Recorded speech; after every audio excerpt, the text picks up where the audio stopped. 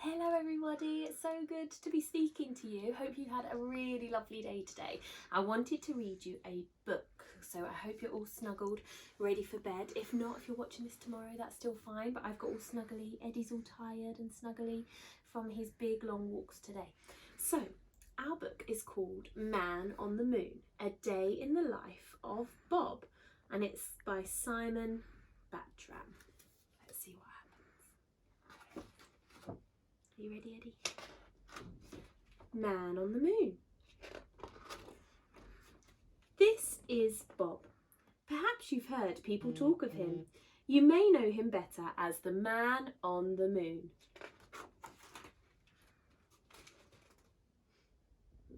Interesting page. This is where Bob lives. Every morning he rises at 6 o'clock. He has a cup of tea and 2 eggs for breakfast before leaving for the rocket launch pad. On the way, he stops to buy a newspaper and some chocolate toffees.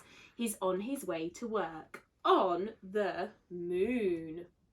Would you like to live on the moon or work on the moon? That would be amazing, wouldn't it? Would you like to, Eddie? By 8 o'clock, Bob arrives at the launch pad, changes into his special Man on the Moon suit and boards his fantastic rocket ship. He must make sure he leaves by 8:45, otherwise he wouldn't make it to the moon by 9.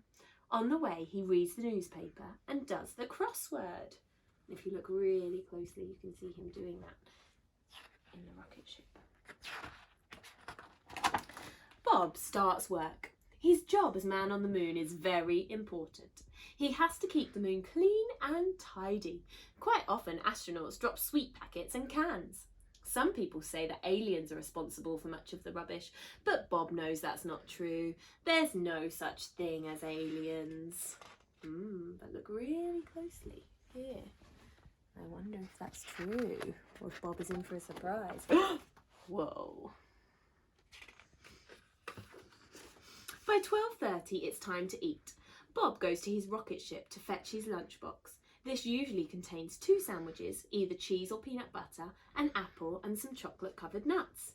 Sometimes he meets his friends for a picnic. His 2 best friends are Billy, the man on Mars, and Sam, the man on Saturn. They talk about the stars and tell jokes. After lunch, tourist spaceships start arriving from Earth. It is part of Bob's job to entertain them and give them something to photograph, so he does somersaults, handstands and especially high moon jumps.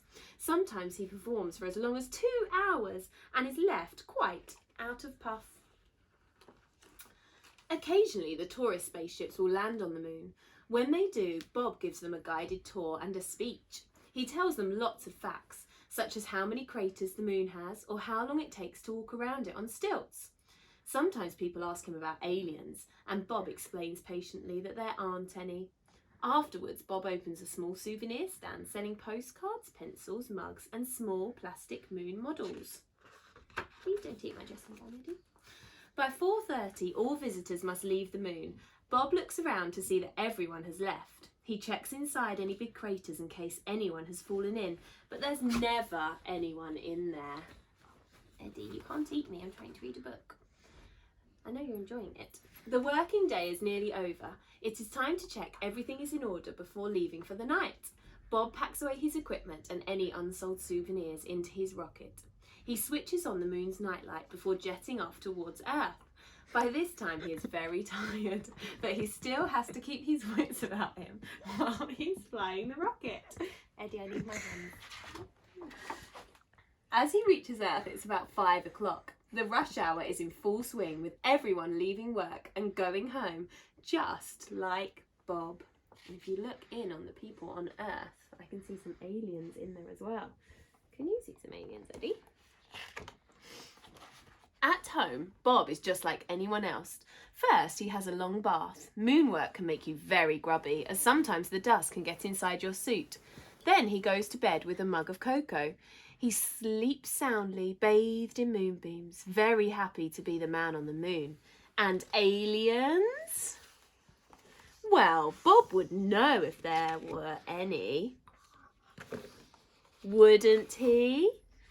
And that's the end of our story. I hope you enjoyed it and I hope you have a really snuggly, nice sleep. Night night. Say night night, Eddie. Night night.